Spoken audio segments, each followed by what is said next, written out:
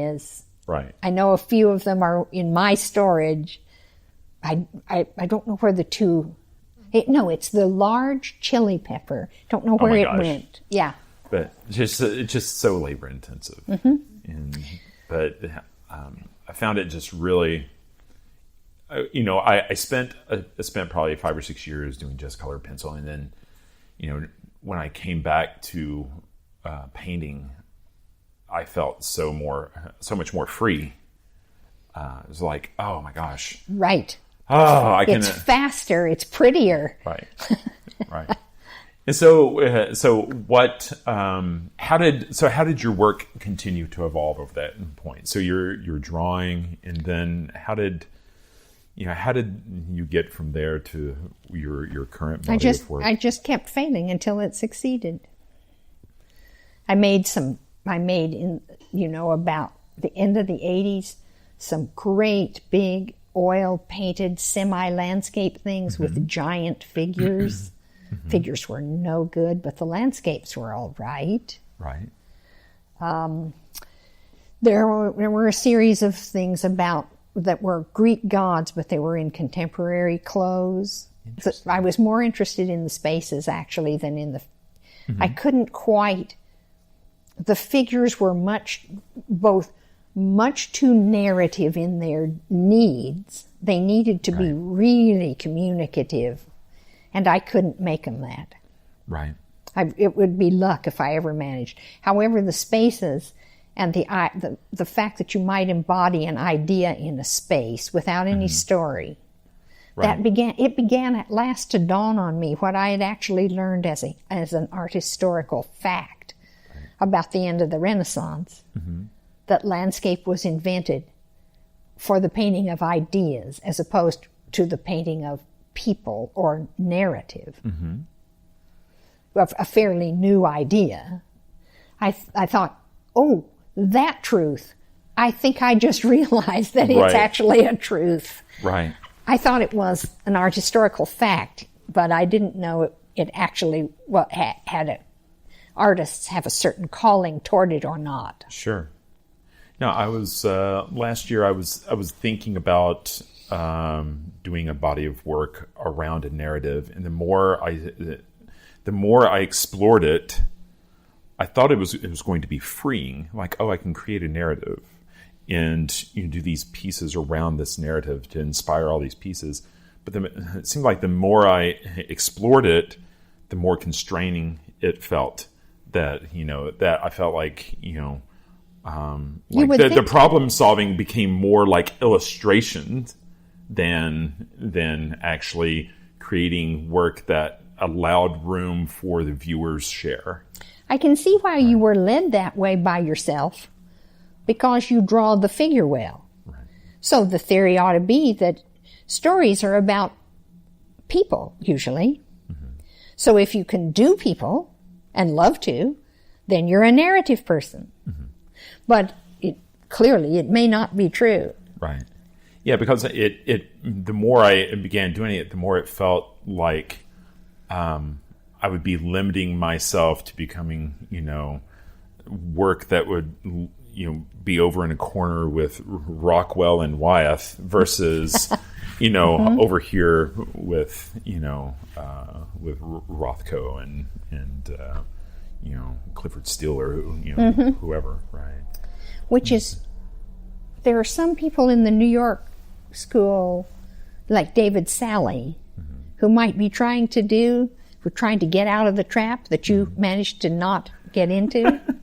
I don't know if I've avoided being in the trap yet or not, but you're always trying to avoid painting yourself into a corner, right? Yes, and then to be called on it and embarrassed about it. Yeah, having someone realize it's a corner before you do. Right. Terrifying. Right. And so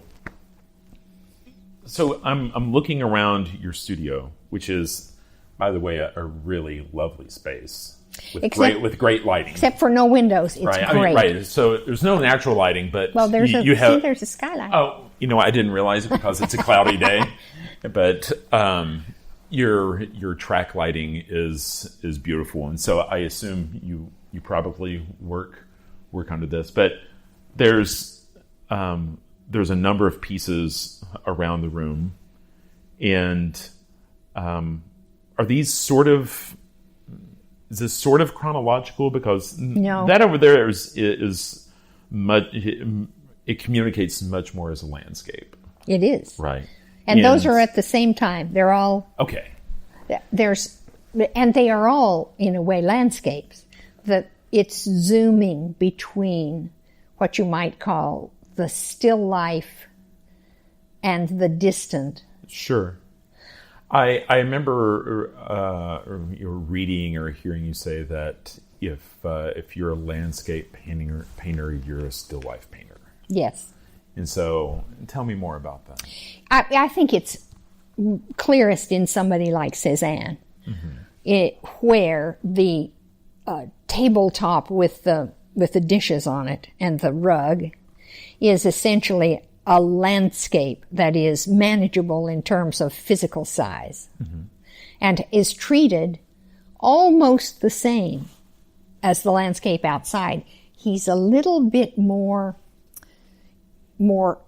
chunky and physical with the things on the table, and a little bit more diaphanous with the outdoors most of the time. But it's still the same sets of spaces acting as ideas. Right. And in my case, I think it's not as much spaces as it is material mark making or materials seen as themselves. I would rather they be seen than that the landscape be seen. Sure. So that I can see a landscape through them. But I don't want any of the physical nature of the paint to get lost, whether it's thick or thin and this is why I said the painting that I made when I was 6 or 8 or whatever it is on the stick of wood, which was entirely physical, was the dream painting. Interesting. I don't think I could get away with it. I suppose someone could, like Rothko, but presenting the world with a bunch of sticks with stripes of color on, it's not, that magic isn't going to work that way now for me. Interesting. And so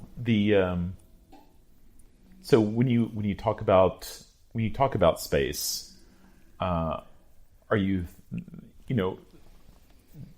when we define space in art, it can mean a couple of things. It can be depth of field, or it can be negative space versus positive space. I feel like you're tackling both those definitions in a lot of this work. And of course, the first space you're faced with is the format of the surface. You have to deal with that rectangle and what it's going to want to have happen in it. Right. And how you can screw it up.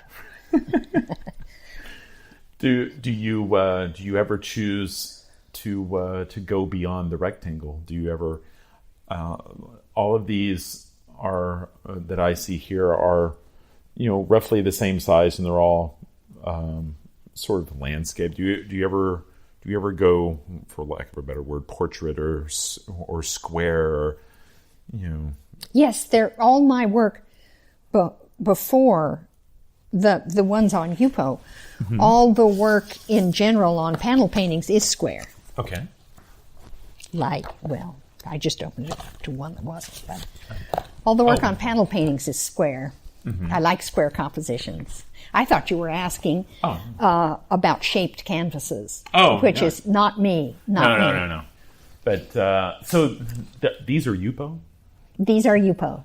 Oh wow! Archival polypropylene, and so wonderful for seeing the undertone of the paint. And sure, absolutely. You can paint oil on them without gesso. I haven't tried painting. Last year, I tried experimenting with yupo, and I was experimenting using watercolor on yupo because it does. which I found it was a really interesting process, because I found that watercolor does amazing things on yupo. It was invented for watercolor. But as I'm using my colors, it would get to a point where I wanted the interactions to stop, and it wouldn't stop. It would just keep on interacting and just keep going. And I also found that maybe it was the watercolors I was using, but archivally, it didn't want to dry. It didn't want to. It wanted to. If it came in contact with anything, that pigment wanted to come off the paper.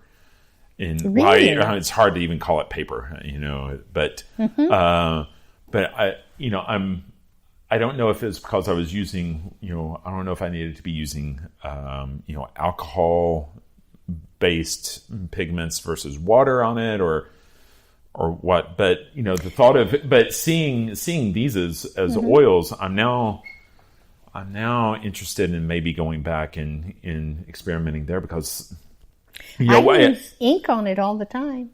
Ink should be like watercolor. It should be, but it's I can really see the effect over here in terms of seeing the texture of your strokes. They're not impasto strokes, but I mean they're the transparency of it, right? Every transparency is possible in yupo. Right. What may not always be available in yupo is skin upon skin of the same level of oil.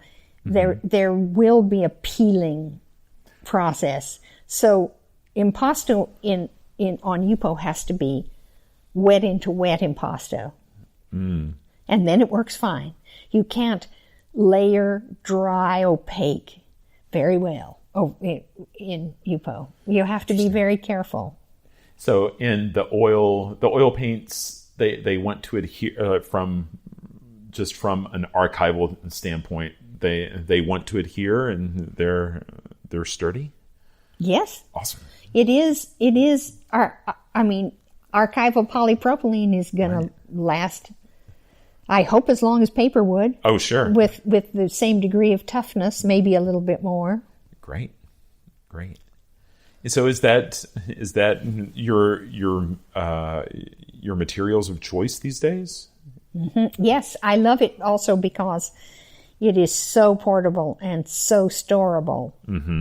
The panel paintings are every single one of them is at least 2 inches thick, and it's gesso board. Right. So it's masonite, and each of them has to be taken care of. But the yupo can be put in a flat file drawer. Right. It's what canvas was originally invented to do. Sure.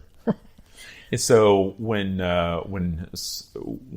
someone collects your work, how will they prepare it for their wall? Will it be mounted, or will it be of course, matted and framed under glass, or how would they choose to? They have been. My Valley House, my great dealer, has been framing under plexi in really beautiful frames made by Deborah Stevens, and that seems like a nice permanent little setup. It's very hard, by the way, to frame yupo because, except for Deborah Stevens, when I started with it, other framers didn't want to talk to me about it because they didn't think hinges would work on the bag. Interesting. So you couldn't float frame it, and maybe you couldn't even make it stay inside because it's slippery, they thought.